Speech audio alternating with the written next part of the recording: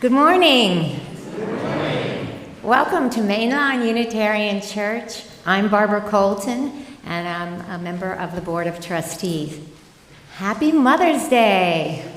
Happy Mother's Day. So glad to see all of you coming out and joining us on Mother's Day, and all of you joining us online. On this Mother's Day, we're reminded that what makes a church is the people who show up, care for one another, and for the wider world. Today we give thanks to all who mother in many different ways, by listening, by organizing, by showing up, and by holding up hope when things are hard. We hope you'll join us after the service for some connection time, conversation, maybe a little coffee. And want to remind you all to check the back of the order of service for the upcoming events here at the church. And of course, go online, our website. May and June, there's a lot going on. It's the busiest time of the year here. Today we have a very special service. And I am delighted to say that Dr. Tracy Simpson, a member of the Board of Trustees and one of our worship associates, will be leading our service today and giving the sermon. And we have a strong music team this morning as well. And joining her is David Brown, our music director, on violin, Jodie Brown on piano, Kaitlyn Waterson, soprano supreme, and of course our MLUC Choir. And our worship associate is the wonderful Bob Barker. And we couldn't do any service without the unfailing support of our media service team in the back. So join me. It's going to be a great service, and let's affirm our mission statement together. Together, we transform lives through love, service, and our welcoming faith.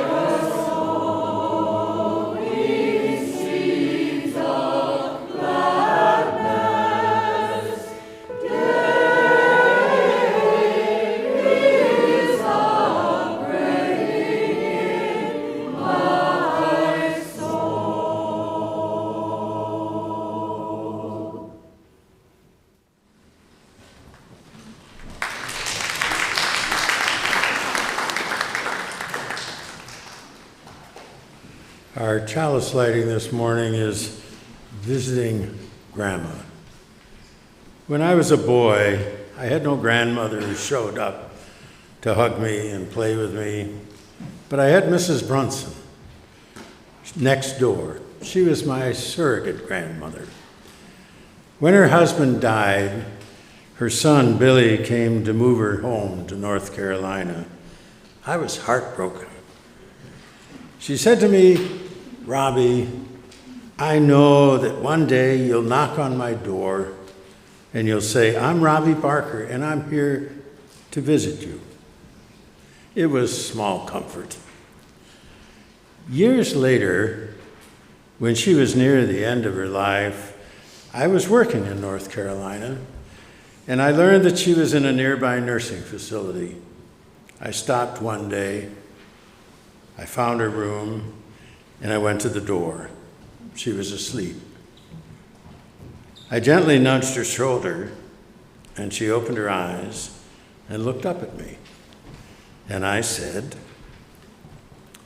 "I'm Robbie Barker, and I'm here to visit you." After a moment, somewhat to my surprise, she remembered. We had a wonderful visit, remembering. I must admit, I knew the visit would be a gift to her. I was surprised that it was so much a gift to me. Isn't that what we want to be as a community? Giving many small gifts that change lives, sometimes even our own. Please rise now as you wish and join in singing the first hymn, number 346.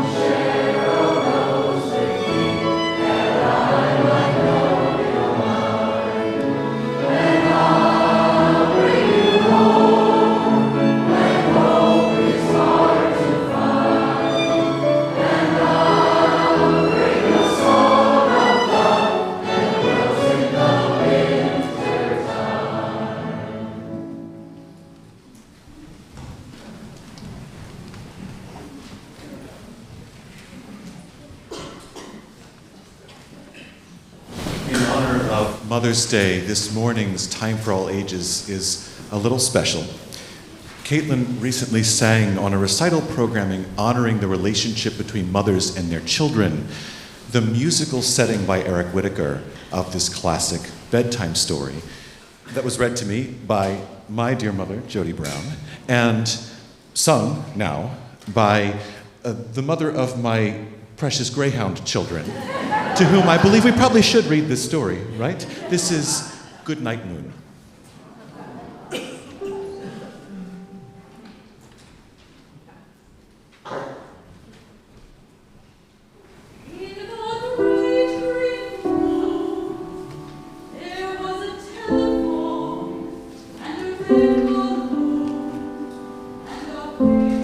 Of the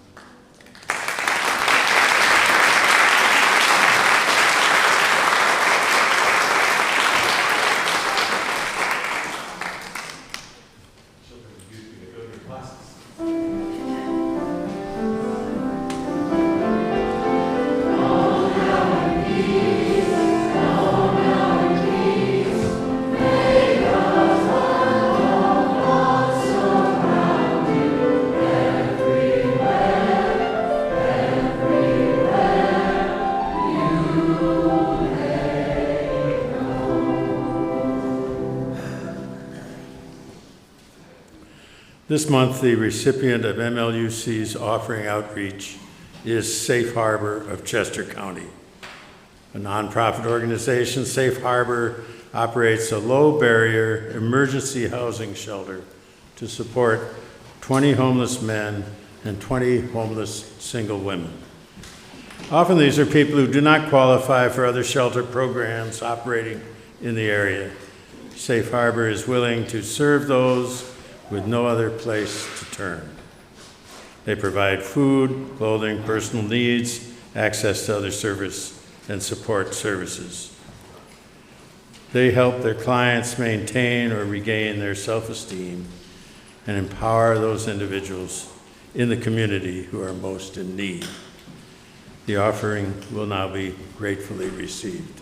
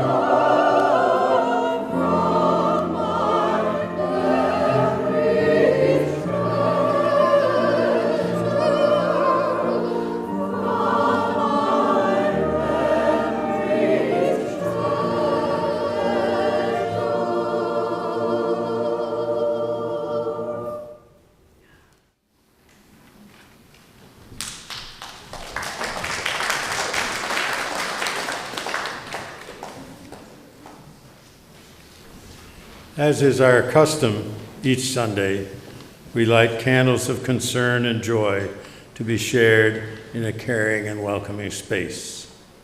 Jean-Marie Baldwin wishes to share that her brother-in-law, Mike Stelaccio, peacefully passed on Wednesday evening, May 8th. He was surrounded by his wife, Patricia, his children, and other family members. For Mike Stelaccio, his wife, Patricia, his children and family, and Jean-Marie Baldwin, we hold you in our hearts. We'd like to light a candle for Ron and Kathy Cordes this morning. Ron Cordes is hospitalized with a blood infection and undergoing treatment. For Ron and Kathy Cordes, we hold you in our hearts. I would like to add a concern for all those in our world who are suffering and dying from acts of prejudice and hatred, and from wars that they often do not even understand. For all of these, we hold you in our hearts. Finally, we light one more candle for those who carry joys and sorrows too deep for words or too difficult to share. For all of you, we hold you in our hearts.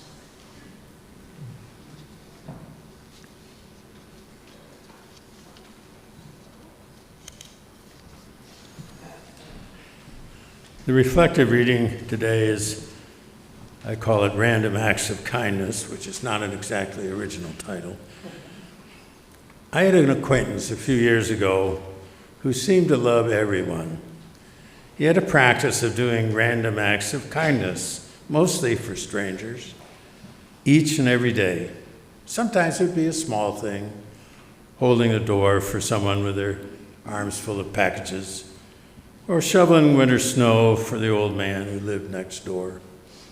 Sometimes he would embark on small projects. He told me he once decided to look up his old teachers, the ones who were very good and had a real impact on him. He met with his 6th grade teacher, his biology teacher in high school, and several others. Their surprise shocked him. Occasionally he did bigger things, and people tried to pay him, but he would gently refuse, smile, and ask if they help someone else one day. Hopefully, coming here, being part of this congregation, we can work together to help each other live that kind of life, a life of love, giving, and caring.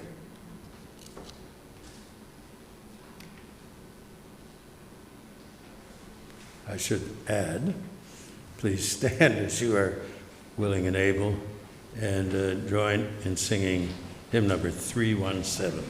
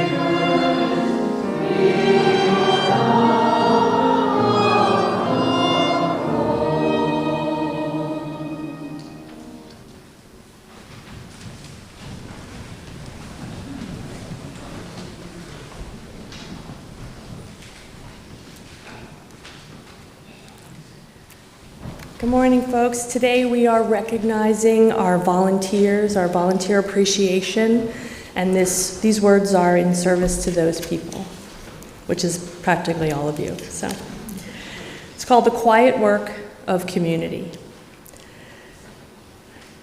There is a quiet truth about communities like ours that we do not always say out loud.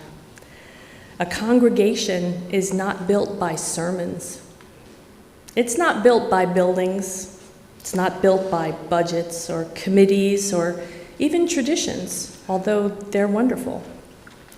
A congregation is built by people, ordinary people doing small, faithful things over and over and over. It's built by people who arrive early on Sunday mornings to unlock the doors and turn on the lights. Built by the hands that bring snacks and make coffee, setting out the cups. It's built by those who prepare Sunday worship on Wednesday, and who sing in the choir, and who teach our children, and who care for our gardens, who repair broken things, and who count the offering and greet strangers at the door. Most of these acts go unseen. Most of them are not announced or applauded, but they are the quiet work that makes this community possible. And if we pay attention, we begin to see that this quiet work is not merely practical, it's spiritual. The poet and essayist Ralph Waldo Emerson once wrote that the only gift is a portion of thyself. What Emerson understood, and what spiritual communities like ours rediscover again and again, is that the most meaningful gift we can offer is not money or prestige or even recognition. The most meaningful gift that we offer is our presence, our time, our willingness to share a piece of ourselves in service to something larger. And when someone volunteers to teach a class, they offer patience and care. When someone joins the choir, they offer their voice. When someone sits with a grieving member of the congregation, they offer compassion. There's an old metaphor used in Unitarian Universalism that I've read that describes the congregation as a web, a living web of relationships. No single strand holds the web together. Every strand strengthens it. Every act of service adds another thread. Every gesture of kindness reinforces the structure. If one strand disappears, the web weakens. But when many strands connect, the web becomes resilient, flexible, strong, capable of holding us through joy and sorrow alike. And this is why volunteer service matters so deeply. Because when we serve, we are not just completing a task. We are strengthening the web. We are weaving ourselves into the life of the community. And something else happens when we serve. Something quiet, something transformative. We begin to realize that we need one another. Service reminds us that none of us carries the whole community alone. We have to share the work. We have to share the responsibility. And we share the joy, too, of building something meaningful together. Think about how many different gifts are needed to sustain a congregation like ours.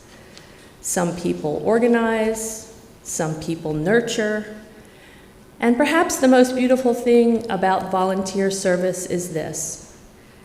It rarely begins with certainty.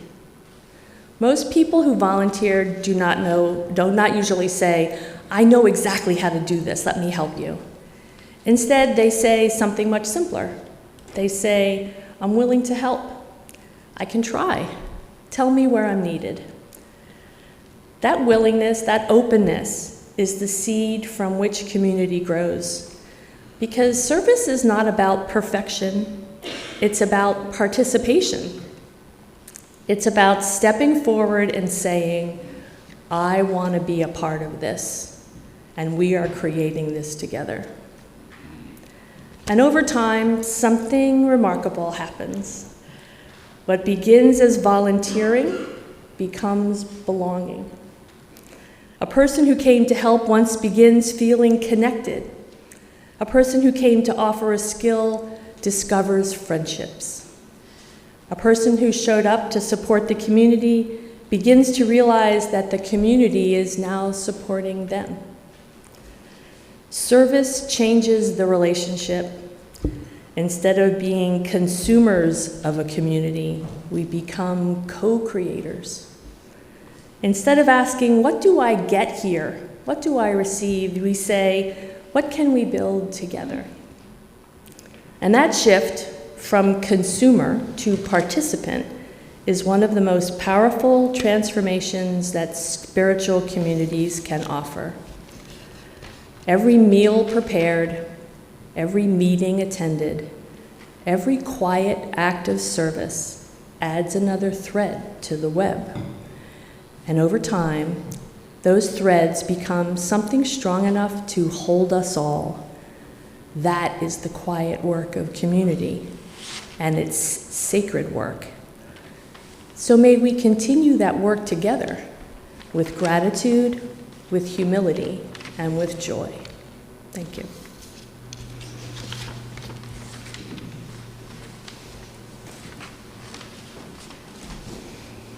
I'd like to rise in my spirit for hymn number 318, We Would Be One.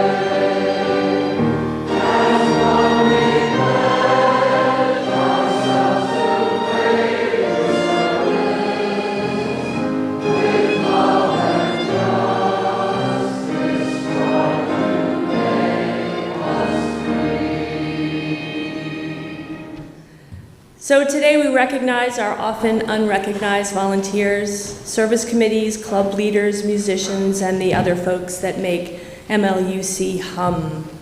Behind the scenes folks who contribute to the wonderful experiences we have here every day. Some of you may have noticed that in your order of service you have a large Post-it note with the name of a group or team. There is also a list of all the groups we have here at church in case you are looking to join a group or advocate for a cause. On your way out today, there is a whiteboard on the right-hand side. Would you please post your sticky all over the board so that we can show off all the amazing things that we do here at MLUC. And now for the benediction. May the hands that serve be strengthened, and may the hearts that give so freely be filled with lasting joy and peace. Go forth knowing your labor is seen and valued. Please stay seated for the postlude.